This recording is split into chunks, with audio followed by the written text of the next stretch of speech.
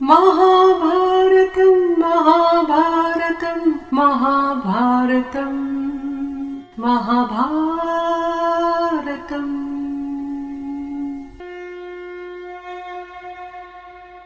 नारायणं नमस्कृत्य नरं चैव नरोत्तमं देवीं सरस्वतीं व्यासं ततो जयम् उदीरयेत्।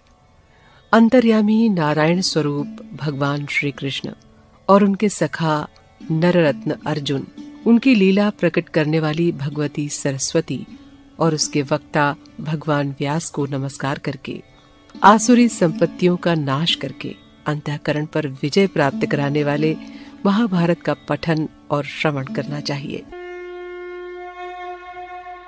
महाभारत चैनल पर बहुत स्वागत है आपका। आपको बता दें कि महाभारत से जुड़ी सभी कथाएं आपको इस चैनल पर मिलेंगी बड़े ही रोचक ढंग से। तो महाभारत को लाइक करें, सब्सक्राइब करें और ज्यादा से ज्यादा शेयर करें अपने जानने वालों के बीच, और चैनल का बेल बटन दबाना न भूलें ताकि आपको अगली वीडियो का नोटिफिकेशन सबसे पहले मिले। शकुनी ने धर्मराज से कहा, राजन, तुमने अपने को जुए में हार कर बड़ा अनर्थ किया, क्योंकि दूसरा धन पास रहते हुए अपने को हार जाना बड़ा अन्याय है। अभी तो तुम्हारे पास दांव पर लगाने के लिए तुम्हारी प्रिया द्रौपदी बाकी है, तुम उसे दांव पर लगाकर अब की बार जीत लो। युधिष्ठिर ने कहा, शकुने, द्रौपदी सुशीलता, अनुकूलता और प्रियवादिता आदि गुणों से परिपूर्ण है। वो चरवाहों और सेवकों के बाद सोती है, सबसे पहले जागती है, सभी कार्यों के होने न होने का ख्याल रखती है। हाँ, उसी सर्वांग सुंदरी लावण्यमयी द्रौपदी को मैं दांव पर रख रहा हूँ। यद्यपि ऐसा करते समय मुझे महान कष्ट हो रहा है। युधिष्ठिर के ऐसा कहने पर चारों ओर से धिक्कार की बौछारें आने लगी। सारी सभा क्षुब्ध हो उठी। सभ्य राजा शोकाकुल हो गए। भीष्म, द्रोण, कृपाचार्य आदि महात्माओं के शरीर पसीने से लथपथ हो गए। विदुर जी का सिर चकराने लगा, किंतु धृतराष्ट्र हर्षित हो रहे थे। वे बार बार पूछते, क्या हमारी जीत हो गई? दुशासन, कर्ण आदि की खलमंडली हंसने लगी, परंतु सभासदों के नेत्रों से आंसू बह रहे थे। दुष्टात्मा शकुनी ने विजय के उन्माद से मत्त होकर ये लिया कहकर छल से पांसे फेंके और अपनी विजय घोषित कर दी। अब दुर्योधन ने विदुर जी को पुकार कर कहा, विदुर, तुम यहाँ आओ। तुम जाकर पांडवों की प्रियतमा सुंदरी द्रौपदी को शीघ्र ले आओ। वो अभागिनी यहाँ आकर हमारे महल में झाड़ू लगाए और दासियों के साथ रहे। विदुर जी ने कहा, मूर्ख, तुझे पता नहीं तू फांसी में लटक रहा है और मरने वाला है, तभी तो तेरे मुंह से ऐसी बात निकल रही है। अरे, तू इन पांडव सिंहों को क्यों क्रोधित कर रहा है? तब मदांध दुर्योधन ने विदुर को धिक्कार कर भरी सभा में प्रातिकामी से कहा, तुम इस समय जाकर द्रौपदी को ले आओ। पांडवों से डरने की कोई बात नहीं। प्रातिकामी दुर्योधन की आज्ञा अनुसार द्रौपदी के पास गया और कहा, साम्राज्ञी, सम्राट युधिष्ठिर जुए में सब हार गए। जब दांव पर लगाने के लिए कुछ न रहा, तब उन्होंने भाइयों को, अपने को और अंत में आपको भी हार दिया।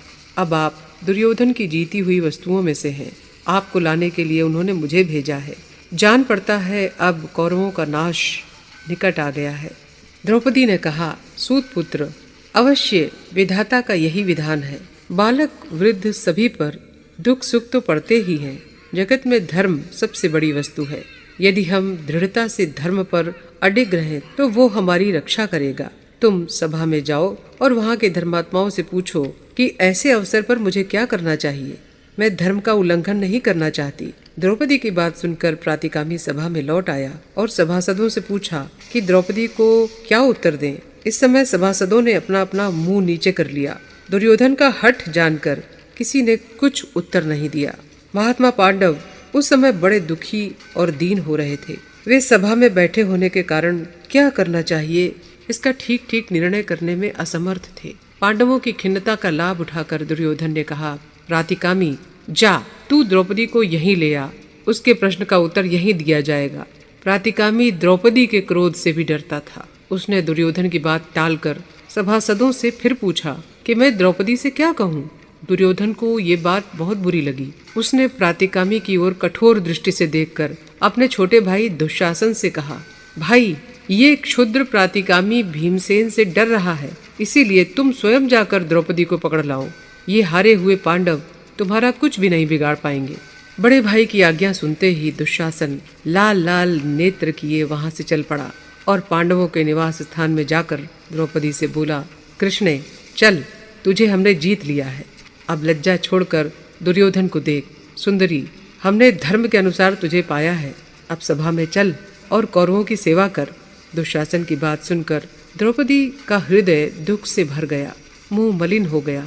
वो आर्त भाव से मुंह ढककर राजा धृतराष्ट्र के रनिवास की ओर दौड़ी। पापी दुशासन ने क्रोध में भरकर उसे डांटा और पीछे से दौड़कर महारानी द्रौपदी के काले काले घुंघराले और लंबे बालों को पकड़ लिया। हाय हाय, अभी यही बाल कुछ दिनों पहले राजसूय यज्ञ में अवभृत स्नान के समय मंत्रपूत जल से सींचे गए थे। दुरात्मा दुशासन पांडवों का तिरस्कार करने के लिए आज उन्हीं बालों को बलपूर्वक पकड़कर द्रौपदी को अनाथ के समान घसीटता चला जा रहा है। द्रौपदी का रोम रोम कांप रहा था, शरीर झुक गया था, वे खींची जा रही थीं। द्रौपदी ने धीरे से कहा, अरे मूर्ख दुरात्मा दुशासन, मैं रजस्वला हूँ, एक ही वस्त्र पहने हूँ। ऐसी अवस्था में मुझे यहाँ से ले जाना अनुचित है। दुशासन ने द्रौपदी की बात पर कुछ ध्यान न देकर केशों को और भी जोर से पकड़ा और बोला, द्रुपद की बेटी, तू रजस्वला हो या एक वस्त्रा, हमने जुए में तुझे जीता है। तू हमारी दासी है। अब तुझे नीच स्त्रियों के समान हमारी दासियों में रहना पड़ेगा। दुशासन द्रौपदी को सभा में घसीट लाया। दुशासन के घसीटने से द्रौपदी के केश बिखर गए, आधे शरीर से वस्त्र खिसक गया। वो लज्जावश क्रोध से लाल होकर धीरे धीरे बोली, अरे दुष्ट, इस सभा में सभी शास्त्र के ज्ञाता, क्रियावान, इंद्र के समान प्रतिष्ठित मेरे गुरुजन बैठे हैं। इनके सामने इस दशा में मैं कैसे खड़ी हो सकूंगी? अरे दुराचारी, मुझे घसीट कर नग्न मत कर। इस नीच कर्म से तनिक तो डर। देख, यदि इंद्र के साथ सारे देवता तेरी सहायता करें तो भी पांडवों के हाथ से तेरा छुटकारा नहीं होगा। धर्मराज अपने धर्म पर अटल हैं। वे सूक्ष्म धर्म का मर्म जानते हैं। मुझे तो उनमें गुण ही गुण दिखाई देते हैं। हाय हाय, भरत वंश को धिक्कार है। इन कुपूतों ने क्षत्रियत्व का नाश कर दिया। इस सभा में बैठे हुए कौरव अपनी आंखों से कुल की मर्यादा का नाश देख रहे हैं। द्रोण, भीष्म, महात्मा विदुर का आत्मबल कहाँ गया? बड़े बूढ़े इस अधर्म को क्यों देख रहे हैं? द्रौपदी ने ये बात क्रोधित पांडवों की ओर कनखियों से देखते देखते ही कही, मानो वो उनके शरीर में दहकती क्रोधाग्नि को और धधका रही हो। उस समय पांडवों को जैसा दुख हुआ वैसा संपूर्ण राज्य, धर्म, श्रेष्ठ रत्नों के छिन जाने पर भी नहीं हुआ था। पांडवों की ओर देख देख कर दुशासन ने और भी जोर से द्रौपदी को घसीटा और ओ दासी, ओ दासी कहकर ठठाकर हंसने लगा। कर्ण ने प्रसन्नता से उसकी बात का समर्थन किया और शकुनी ने उसकी प्रशंसा की। इन तीनों के अतिरिक्त सभी सभासद ये क्रूर कर्म देखकर अत्यंत दुखी हुए। वीडियो को समाप्त करने से पहले आपसे निवेदन है कि लाइक, शेयर और सब्सक्राइब करने के साथ ही कमेंट बॉक्स में अपने कमेंट्स जरूर लिखें। अपने कमेंट्स में आप महाभारत से जुड़ा कोई भी सवाल पूछ सकते हैं। तो मिलते हैं फिर अगली वीडियो में। तब तक के लिए नमस्कार।